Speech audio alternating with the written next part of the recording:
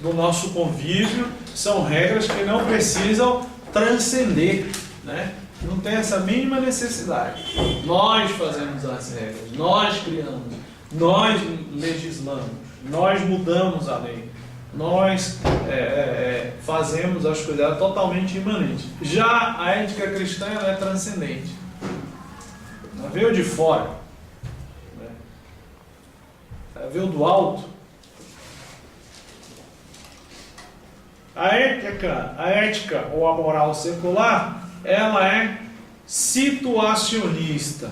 Em que sentido? Dependendo do contexto, né, nós podemos mudar certas coisas. Dependendo do crime, não é crime. Isso existe, a gente sabe. Dependendo da situação, né? Então, na moral secular, ou na ética secular, roubar é errado? Mas dependendo da situação, não é. Pode ser sobrevivência, né? Então o cara é absolvido. Não, cara, a última, eu roubei esse remédio, minha esposa precisava. Então a lei vai dizer, não, peraí, isso aí é outra situação. Ou o cara veio num carro, atropelou lá uma pessoa e ninguém sabe por quê, mas ele desmaiou no volante, porque ele teve uma crise. Então é situacionista, né? E aí a lei de Deus não, ela é direcionista. Ela te dá a direção ponto final. Se você sair da linha, desculpa a palavra, está lascado, né? Então a moral secular, sexto ponto, ela é subjetiva. Muito dela é subjetiva, né? Então vai envolver o nosso eu, o nosso sujeito, sempre vão haver momentos onde a lei vai mudar, onde a regra vai mudar, e isso vai envolver, né, o nosso ser. Então ela é muito subjetiva, envolve o eu, o sujeito. A ética cristã não, ela é totalmente objetiva, né? Olha, é sim, sim, não, não, certo, errado, o que passa disso é... E o último ponto, por conta de todos esses outros, a moral secular, ela é sempre mutável. O que é hoje não é amanhã, o que é amanhã. Então, a lei de Deus, a ética cristã é imutável. Como dizia a canção que está soando aí nas igrejas, né? Podem passar os dias, podem passar os anos. Ele não muda. Então a lei de Deus, por que é imutável nesse sentido? Porque ela faz parte da essência de Deus, ela não muda mesmo, né? E não vai mudar. É interessante, né? Que eu estava dando outro dia uma aula sobre lei e evangelho, né? E bate muito nesse tema, lei e evangelho. E aí eu falava assim, o evangelho passa e a lei fica. Aí os meninos, como assim? Quando você for para o céu, a lei não continua? Não, continua. Você não vai continuar a amar a Deus sobre todas as coisas, teu próximo a ti mesmo. Mas o evangelho, que é a boa nova, era uma notícia, a esperança desse evangelho concluído, aí passa. A lei continua, porque faz parte do caráter de Deus, da essência de Deus, né? Nesse sentido. Então, com esses poucos pontos aí, fica claro para nós que nós vamos tratar de questões fundamentais da nossa fé, da ética cristã. Da reação ou da ação, né, diante daquilo que nós professamos. Então nós vamos tratar de questões como é que o homem deve agir em sociedade?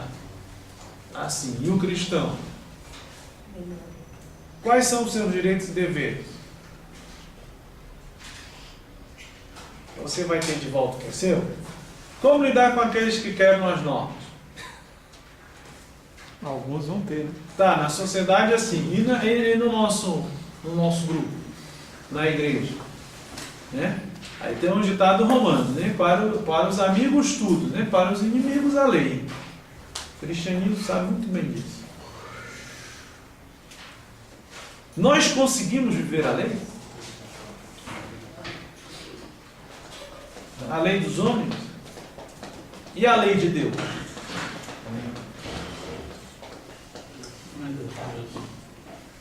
Qual é o verdadeiro significado da vida? Você está filosófico hoje, hein? São coisas que nós vamos trabalhar. Onde é que começa a vida? Qual o propósito da vida? Qual é a razão, né, da existência do ser humano? Qual é a essência dele? Como ele deve ser, agir? Como ele deve viver?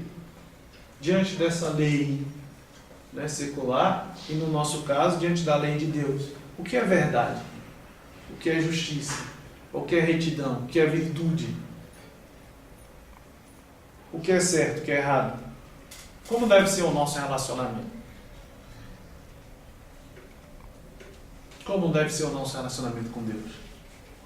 Qual é a regra? Tem regra? Não tem?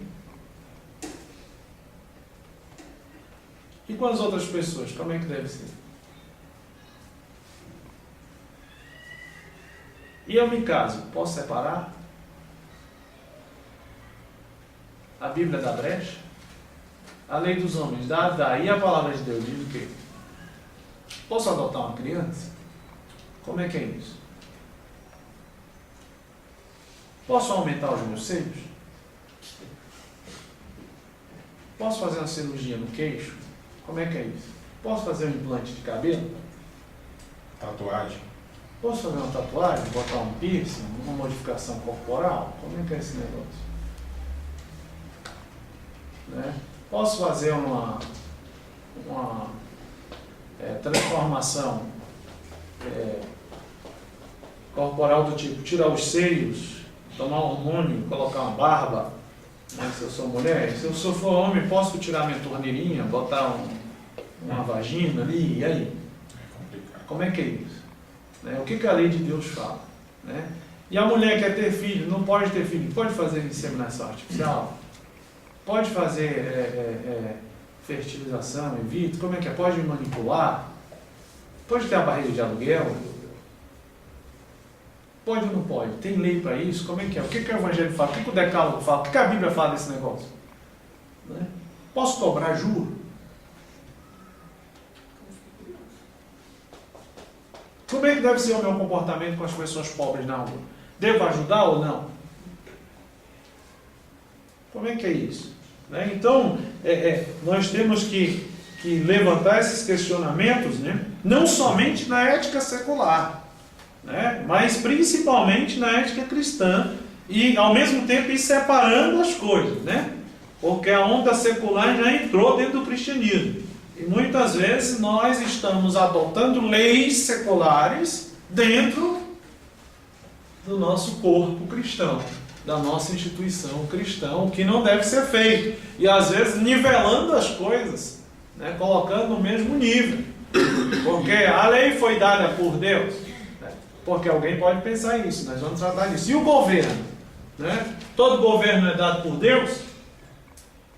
Então, porque tem gente que pensa assim, isso já foi levantado na história da igreja várias vezes. Né? Por exemplo, Lutero, uma época, queria que o governo secular governasse a igreja como instituição, administrativamente, né? Só que isso não funciona. Depois ele mudou de ideia, agora está bem rápido. Mas alguns ainda têm isso. Aquele luterano na Alemanha não tem A parte da igreja, sim. Por exemplo, o salário dos ministros tem um imposto. Não é descontado no contra-cheque. Então, lá quando o cara vai trabalhar, tem lá. O cara é luterano da igreja tal. O imposto é descontado ali e isso paga o salário do pastor. Entendeu? Então, tem lugares que... Tem regiões da Itália, por exemplo, que a Itália é católica. Então, tem regiões da Itália que o catequista, né, que é aquele leigo que dá a catequese, a escola dominical, ele é pago pelo Estado. Entendeu? O Estado paga ele, mas porque tem um imposto por trás disso. Né? Então, como é que isso aconteceu? Isso pode se repetir. E aí, o cristão pode ir para a guerra ou não? Se ele vai para a guerra, ele pode matar ou não? Complicado, hein? No exercício da função, o cara é policial, aí dá um tiro no bandido dele. Aí como é que é isso? Então nós temos que pensar tudo isso também, né? E aí, o cara é pastor, de repente ele vê uma oportunidade de negócio, compra um motel. Tá certo?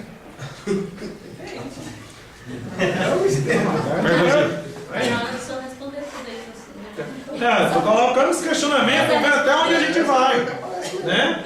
Até onde a gente vai. E aí? Mas você vai responder? Não, mas nós vamos responder. Juntos. São os temas que nós vamos trabalhar. Professor, motel gospel. Motel gospel. E aí, pode fazer um pornô gospel? Como é que é? Né? Porque tem a indústria, pornô gospel. Né? Então, o que é casamento? Então vamos reavivar o casamento. Não, o crente não pode ver pornografia. Então faça um pornô gospel. Que aí o sexo explícito ali é entre marido e mulher. Então eles se amam de verdade. A cena é real. Aí, né? O cristão e o sexo, como é que é isso? Tem lei para isso? Aí o menino na sua igreja está namorando com a menina, está todo mundo num fogo danado. Aí não pode casar, não, casa para fazer sexo. Não casa. E o menino disse, como é que eu faço? Faço uma terapia masturbatória. Não, tem igreja, vocês estão rindo, mas tem. Então fazer uma terapia. Então tal dia você se masturba, tal dia você vai, porque você tem que conter os seus impulsos. Então é melhor se masturbar do que fornicar, né? Para não usar outros termos mais menos, sei lá o que. Já pensei em tantos aqui, né? Essa câmera me contém, meu Paulo. Então, o discernimento aqui é vital. Nós temos que discernir, né, as duas coisas e sempre estar pensando, né? E sempre estar pensando, olha, o evangelho é o quê? É absoluto, é imutável. Cara, mas eu vivo aqui na sociedade, eu tenho que seguir, eu tenho que pagar meus impostos, eu tenho que, né? E eu tenho que ficar aqui, enquanto está aqui está tudo bem. Mesmo porque, eu não sei se vocês sabem, a maioria das constituições, né, nos países ocidentais, ela tentou ser fundamentada, tentaram, né? Eu não sei se eu estiver errado aqui, o Vinícius me corrija, porque ele é do direito, né? Muitas, por exemplo, a Constituição da França, da Itália, muitos países da Espanha, eles tentaram ter como base o decálogo, né? No começo, né? Depois foi, né? Porque o decálogo era universal, então nós vamos, né? Mas hoje em dia não é assim, né? Então, devido aí ao crescente, no nosso caso, antropocentrismo, egoísmo, né? Que tenta contrariar os nossos valores universais, né, cristãos, nós temos que fazer esse discernimento, né? Nós temos que estar aí com a atenção redobrada. Vamos pegar um texto aí só para fechar esse primeiro momento, Efésios 4, 17, 24. Efésios 4, 17, 24. Diz o seguinte: eis, pois, o que digo e atesto do Senhor. Essa tradução que eu estou lendo é a tradução ecumênica da Bíblia, tá? TED. Eis, pois, o que digo e atesto do Senhor. Não continueis a viver como vivem os pagãos, cuja inteligência os leva ao nada. O seu pensamento é presa das trevas, e eles são estranhos à vida de Deus, por causa da ignorância que neles é produzida pelo endurecimento de seu coração. Em sua inconsciência, eles se abandonaram à devassidão, a ponto de se entregar a uma impureza desenfreada. Quanto a vós, não é assim que aprendeste de Cristo, se ao menos foi bem dele que ouviste falar, se é ele que vos foi ensinado, de conformidade com a verdade que está em Jesus, renunciando à vossa existência passada, Precisais despojar-vos do homem velho, que se corrompe sob o efeito das concupiscências enganosas. Precisais ser renovados pela transformação espiritual de vossa inteligência e revestir o homem novo, criado segundo Deus, na justiça e na santidade que vem da verdade. Coloquei esse texto aí porque Paulo está denunciando o quê? Comportamentos, né, que não são compatíveis ou que não deveriam ser, né, que hoje em dia parece que são, à vida cristã. Esses comportamentos que ele está denunciando, se praticados na vida secular, tem alguma lei para eles? E ao prostíbulo, que é um deles, gastar dinheiro com prostituta, encher a cara no boteco, né, viver na fanfarra, ou como um colega dizia aqui, na esbórnia, né? O cara fica com o homem num dia, fica com a mulher no outro, aí a mulher fica com a mulher fica com o homem. No século, isso é proibido? Do quê? No século, no mundo, isso é proibido? Não. Só Não é? Não. Nós condenamos isso? Condenamos. Mas a gente vai mudar as pessoas? Vai dizer, isso é proibido? Não. Então a lei secular não é a nossa lei. Paulo está fazendo muito bem essa distinção aqui. Né? Vocês têm outra mente, vocês têm outra cabeça. E vocês vão conviver com isso. Né? E ter as duas coisas. Né? Então o que a palavra está nos dizendo é que o cristão, por sua experiência de novo nascimento, ele, por sua conversão, por ter sido aceito por Cristo, não pode se conformar a esses procedimentos. No entanto, ele não vai ficar brigando, né? Querendo impor, né? Igual eu tenho um colega da minha família que ele quer que nós vivamos do jeito dele, na doutrina dele, e ele só falta obrigar a gente. Né? Se conviver é chato, ninguém quer ficar perto dele. Ninguém quer se converter para ser igual a ele, deu um menino.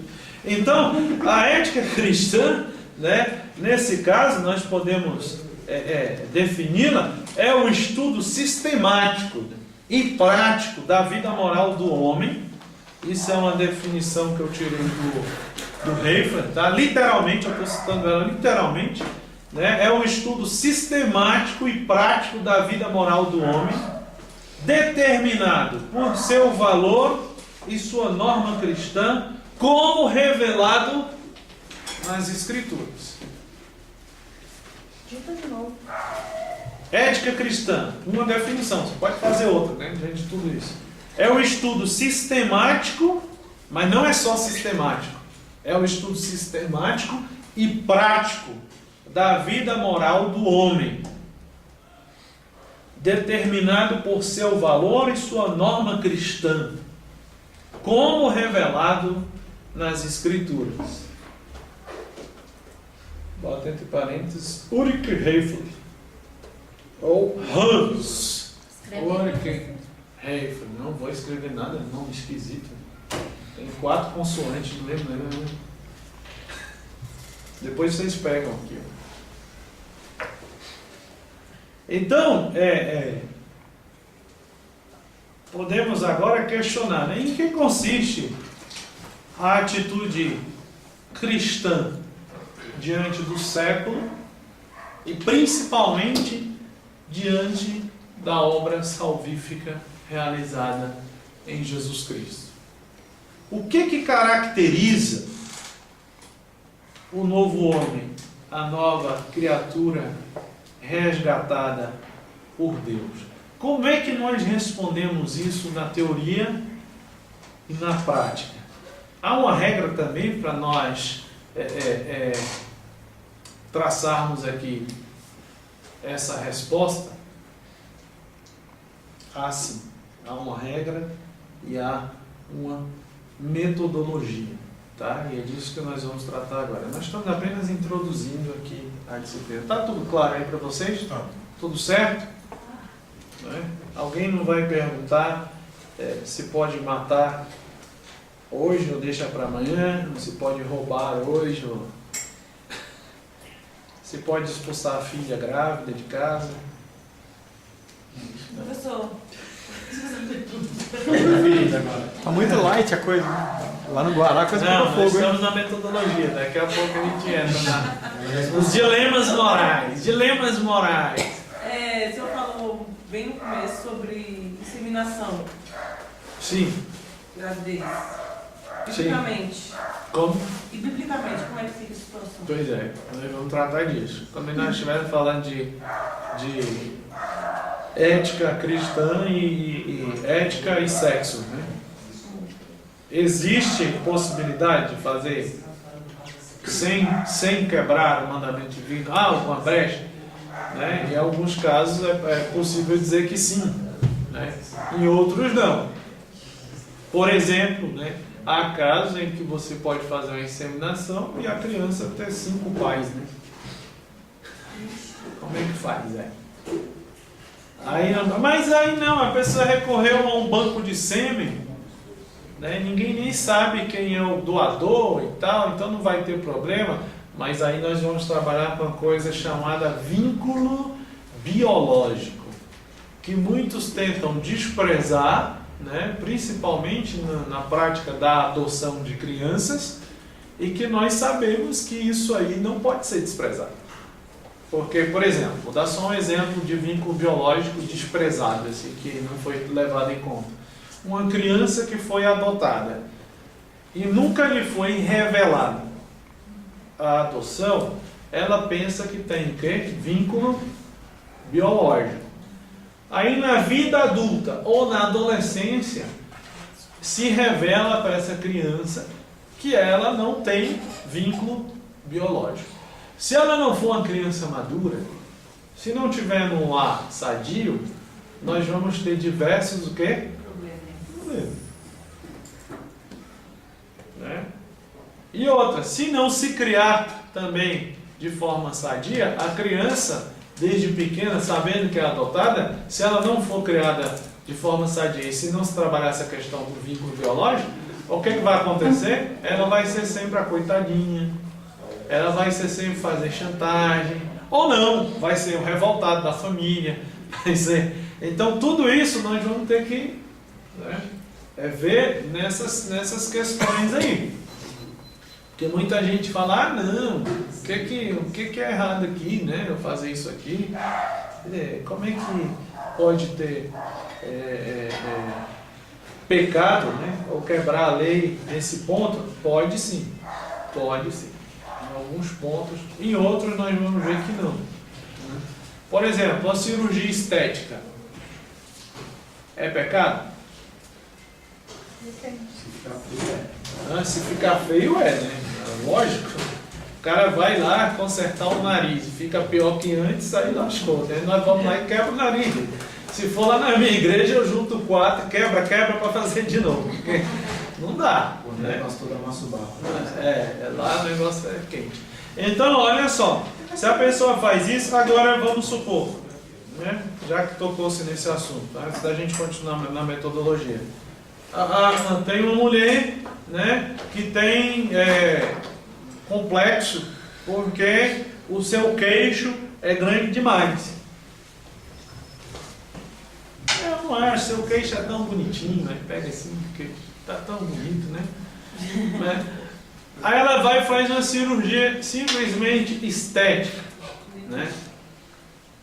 E gasta lá 30 mil reais, 20 mil reais. Isso é uma modificação corporal, tá? Como é que nós encaramos isso diante do cristianismo? É certo ou é errado?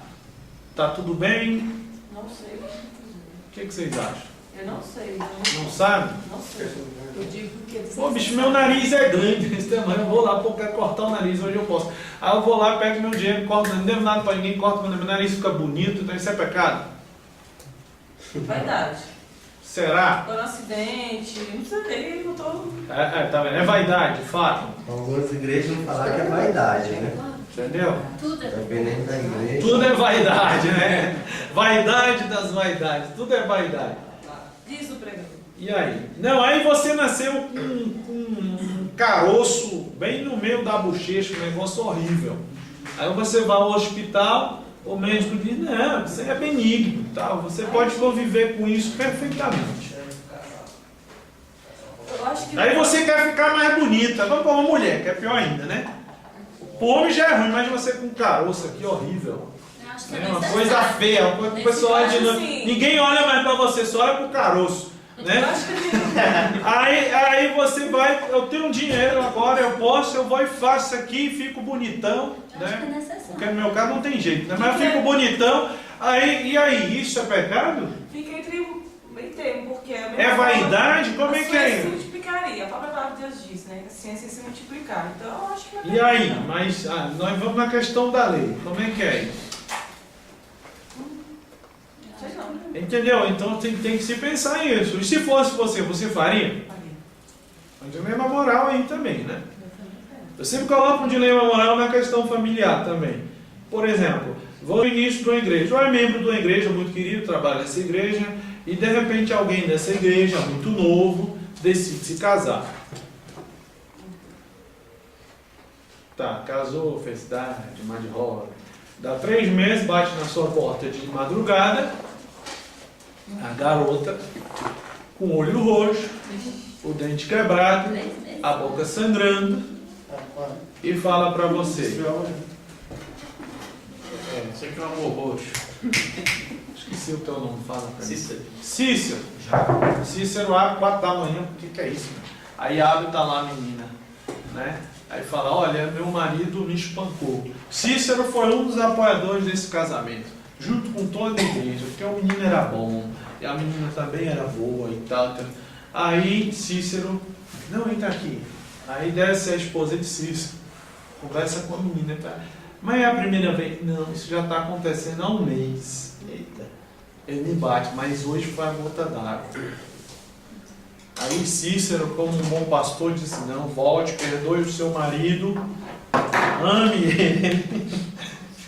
Porque a palavra de Deus diz que o casamento é vá lá agora. Submeta. Se submeta, porque e tal, ame, recupere o seu casamento e tal. Não, eu vou orar por você. Não, meu cara tá violento, eu posso dormir aqui horas. Não. Como é que é? Ou você faria assim, não, vamos na delegacia, que isso é crime. É, delegacia. Seria o correto, né? Ou você diz, não, vamos chamar o pastor para resolver, o pastor vagabundo que só. Vamos chamar o pastor para resolver. Como é que faz? Eu, como pastor, ia na delegacia. Eu partiria para o divórcio. Primeiramente. Partiria por divórcio? Eu daria enquanto na delegacia. Então são dilemas morais. Chamava mais 10 irmãos da igreja. Agora quem é pai e quem é mãe aqui, levanta a mão aí. Quem é pai e quem é mãe? Por que eu falo para dizer que nós temos que aproximar? E se fosse a sua filha? Pois é. Você ia na delegacia? Você ia na delegacia primeiro se fosse a sua filha? Não, cara. Ou você ia matar esse cara lá? Como é que Eu ia é? na delegacia. Ah, não, mas Eu ia na delegacia. Aceite, bem lá no meio. Eu diria, mas cadê o amor? Vamos perdoar. Como é que é isso? Vai deixar a primeira vez, né, André? Justamente, como é que é esse negócio, entendeu? É dilema moral, porque o cristianismo, o pessoal acha que o cristianismo dá glória a Deus o caramba. Aqui nós temos regra prática, moral, que vai acontecer, que o cara te deu um calote aí, como é que é? Pois é. Entendeu? Aí vai, não, volte lá, perdoe, eu vou pra delegacia. E se fosse a tua filha? Pois é. E por que ela apanhou? A única. Por que ela apanhou? Por que ela apanhou? Né? Porque depende também. Então tem vários que ela apanhou. Ah, apanhou teu marido, vai apanhar de novo. Tem mulher que provoca com o homem merece. Apanhou do marido, vai apanhar de novo. Pá, pá. Né? Então veja, né? Veja, nós estamos. Por que eu falo dessa questão de aproximar, entendeu? Nós temos que fazer isso, porque nós estamos lidando com vida, são os nossos irmãos. Então tem que aproximar. Cada exemplo que eu der para vocês de dilema moral, nós vamos aproximar. E se fosse tua filha, né? E se fosse o teu pai, e se fosse, né? Não estou colocando, porque Não é se fosse, é na dimensão cristã, é. Por mais que você não queira, por mais que você diga que não tem sentimento, mas a nossa praxe diz que é. Não é? Eu, como ministro, às vezes eu recebo coisas na minha igreja, eu não durmo à noite. E a minha esposa vem, porque o cara lá está com problema, mas o cara tá lá. Eu falei, não, mas ele é meu irmão. Tá vendo? Eu estou sofrendo com ele. Então nós temos que aproximar. Então essa dimensão é bem maior. É bem maior. E se fosse a tua filha? E aí? Né? Aí eu estou com caroço na cara, tenho dinheiro para tirar. E você tiraria? Tiraria. Mas é vaidade. E aí? Como é que é? Aí o cara diz, tiraria. E se fosse uma cirurgia nos teus peitos que caíram? Aí eu não faria não. Pô, e qual a diferença do caroço pro seio? Eu faria também. Ah não, o seio é mais íntimo. Meu marido vai ver. E aí? Faria ou não? O cara é careca, planta lá o cabelo. E aí? Paulo tá ficando. Entendeu? Então nós vamos tentar aproximar, tá? Por isso nós vamos usar, né, nós temos metodologia, né? Nós temos aqui regras também para analisar as situações. Então, o que seria uma metodologia? A metodologia é o quê? Um conjunto de métodos, de regras, de princípios, né, que nós usufruímos, nos utilizamos para estudar uma disciplina ou fazer uma pesquisa, né? No nosso caso, a metodologia empregada aqui, né, influencia nos resultados, assim como a metodologia empregada em qualquer disciplina. Por exemplo, eu posso estudar a Bíblia com a metodologia da psicologia, eu vou ter outro resultado. Eu posso estudar a Bíblia com óculos da antropologia, eu vou ter outro resultado. Eu posso pegar a parábola dos 10 talentos, né, a parábola dos 10 talentos, a parábola dos talentos, né, e estudar ela com os olhos do administrador.